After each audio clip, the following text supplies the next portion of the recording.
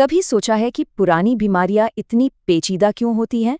आज हम doctor P Kumar के एक बहुत ही दिलचस्प मॉडल को समझने वाले हैं, जो शायद सेहत को देखने का हमारा पूरा नजरिया ही बदल दे। हम ये जानेंगे कि कैसे हमारे सेल्स के अंदर के छोटे-छोटे सिग्नल ही शायद हर चीज की जड़ में हैं। तो चलिए इस सफर की शुरुआत करते हैं। और ये वो सबसे बड़ा सवाल है जो न जाने कितने लोगों और डॉक्टरों को परेशान करता है। बहुत ज्यादा थकान है, दर्द है, मतलब तबीयत ठीक नहीं लगती, लेकिन सारे टेस्ट कहते हैं सब कुछ नॉर्मल है। तो ये मॉडल इसी पहेली को सुलझाने की एक कोशिश है। देखिए, यहीं पर एक बहुत बड़ा फर्क नजर आता है जिसे डॉक्टर पी कुमार का मॉडल समझने की कोशिश करता है। हमारी जो पारंपरिक दवाएं हैं वो इन्फेक्शन या हड्डी टूटने जैसी साफ साफ दिखने वाली समस्याओं के लिए जबरदस्त काम करती हैं, लेकिन जब बात उन पुरानी बीमारियों की आती है जिनके लक्षण पकड़ में नहीं आते और लगातार बने रहते हैं, तो वहाँ बायोकेमिकल मॉडल अक्सर पूरी कहानी नहीं बता पाते। तो फिर इसका हल कहाँ मिल सकता है? दिलचस्प बात यह है कि ये मॉडल होम्योपैथी के एक बहुत पुराने विचार को लेता है और उसे आज के जमाने के हिसाब से बिल्कुल नया रूप देता है। ये किसी रहस्यमयी शक्ति के बारे में नहीं है, बल्कि एक ऐसे आइडिया के बारे में है जिसे अब हम मॉडर्न साइंस की भाषा में समझ सकते हैं। तो ये है सबसे जरूरी बात, ये मॉडल जीवन शक्ति को कोई जादुई ऊर्जा नहीं मानता, बल्कि ये इसे एक तरह की इंटेलिजेंस या समझ के तौर पर देखता है। कह सकते हैं कि ये सेल का अपना ऑपरेटिंग सिस्टम है जो ये तय करता है कि शरीर के अंदर सारे केमिकल रिएक्शन कैसे और कब होंगे। मतलब ये केमिस्ट्री से भी पहले का लेवल है। तो ये पुराना कॉन्सेप्ट आज की साइंस की भाषा में क्या है? असल में जीवन शक्ति का मतलब है हमारे सेल्स का फैसले लेने का तरीका, माइटोकॉन्ड्रिया का एनर्जी को कंट्रोल करना और शरीर का तनाव पर रिएक्ट करना। मतलब ये तय करना कि अभी मरम्मत का समय है या सिर्फ जिंदा रहने का। और यही इस पूरे मॉडल का दिल है। ये कहता है कि बीमारी की शुरुआत अक्सर खराब केमिकल से नहीं होती। इसकी शुरुआत उस इंटेलिजेंस या प्रोग्रामिंग में गड़बड़ी से होती है जो उन केमिकल्स को चलाती है।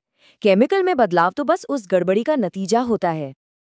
अच्छा, तो ये गड़बड़ी आखिर दिखती कैसी है? ये मॉडल बीमारी के बढ़ने का एक बहुत ही साफ 4 पैटर्न वाला ढांचा हमारे सामने रखता है। चलिए इसे एक एक करके समझते हैं। तो ये हैं वो 4 पैटर्न: अस्तित्व, भ्रम, कठोरता और विद्रोह। इसे एक सेल के सफर की तरह समझिए, जो एक हल्के फुल्के तनाव से शुरू होकर पूरी तरह से एक विनाशकारी हालत में पहुंच जाता है। चलिए इनमें से हर एक को जरा गौर से देखते हैं। सबसे पहले आता है सर्वाइवल लॉक। ये वो स्टेज है जहां से बहुत सी चीजें शुरू होती हैं और अक्सर किसी को पता भी नहीं चलता, और यही वजह है कि लैब टेस्ट भी नॉर्मल आ सकते हैं। इसे ऐसे समझिए जैसे हमारे शरीर के सेल्स एक परमानेंट फाइट या फ्लाइट मोड में अटक गए हैं। वो लगातार खतरा महसूस कर रहे हैं, इसलिए वो मरम्मत, ग्रोथ और रीजेनरेशन जैसे लंबे काम बंद कर देते हैं। उनकी बस एक ही प्राथमिकता है, अभी इसी वक्त जिंदा रहना। और देखिए, ये बात सीधे हमारे पहले सवाल से जुड़ जाती है। जब सेल्स का सारा ध्यान सिर्फ जिंदा रहने पर होता है, तो महसूस भी बिल्कुल वैसा ही होता है। लगातार थकान, आराम के बाद भी रिकवरी ना होना और ऐसी फंक्शनल दिक्कतें जिनका कोई साफ कारण समझ नहीं आता, क्योंकि अभी तक शरीर में कोई असली टूट-फूट या डैमेज हुआ ही नहीं है। अगर ये सर्वाइवल लॉक लगातार बना रहता है तो शरीर अगले स्टेज में चला जाता है। अब ये सिर्फ एक अलर्ट मोड में रहने की बात नहीं है, बल्कि अब तो कम्युनिकेशन में ही एक बड़ी गड़बड़ी आ जाती है। यहाँ चीजें और भी दिलचस्प हो जाती हैं। रिएक्टिव ऑक्सीजन स्पीशीज यानी ROS के बारे में सोचिए, जिन्हें हम फ्री रेडिकल्स भी कहते हैं। ये नॉर्मली हमारे मेटाबॉलिज्म का एक बाय प्रोडक्ट होते हैं, लेकिन ये सेल्स के लिए बहुत ज़रूरी सिग्नल का काम भी करते हैं। इस स्टेज में ये सिग्नल इतने ज़्यादा और बेतरतीब हो जाते हैं कि एक लगातार शोर में बदल जाते हैं। सेल को समझ ही नहीं आता कि मैसेज क्या है, और वो हर चीज़ को एक परमानेंट खतरे की तरह देखने लगता है। जब सेल्स सिग्नल्स को गलत समझने लगते हैं और हर चीज को खतरा मानने लगते हैं, तो इस तरह की बीमारियां सामने आती हैं। इम्यून सिस्टम कंफ्यूज हो जाता है और खुद पर ही हमला करने लगता है, जिससे ऑटो इम्यूनिटी, एलर्जी और शरीर में पुरानी सूजन रहने लगती है।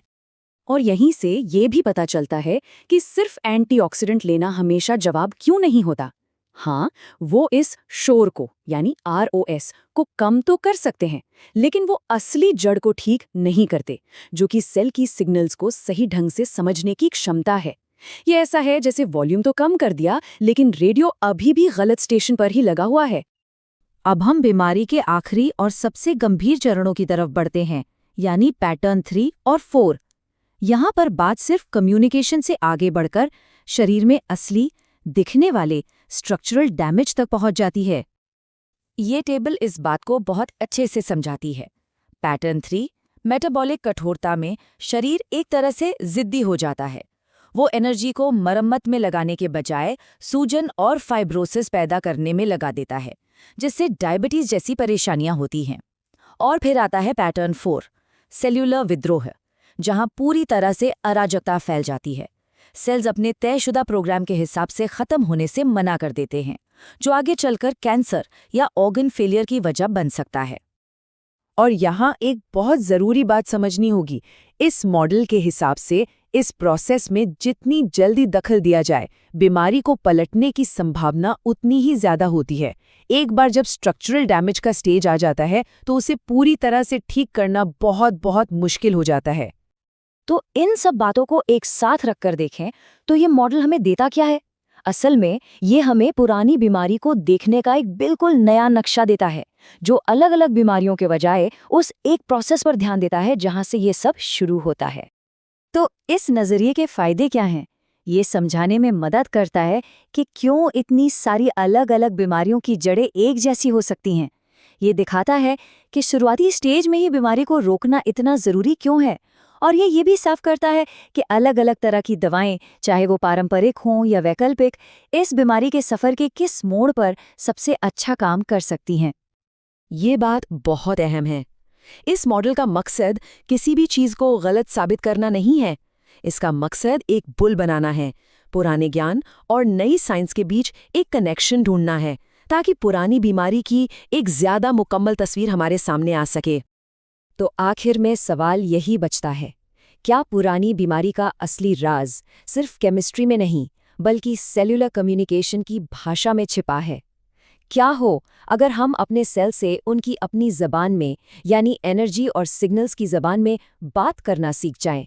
ये मॉडल इशारा करता है कि शायद हमारे स्वास्थ्य को बदलने की असली ताकत यहीं कहीं छिपी है। इस विश्लेषण में हमारे साथ जुड़ने के लिए शुक्रिया।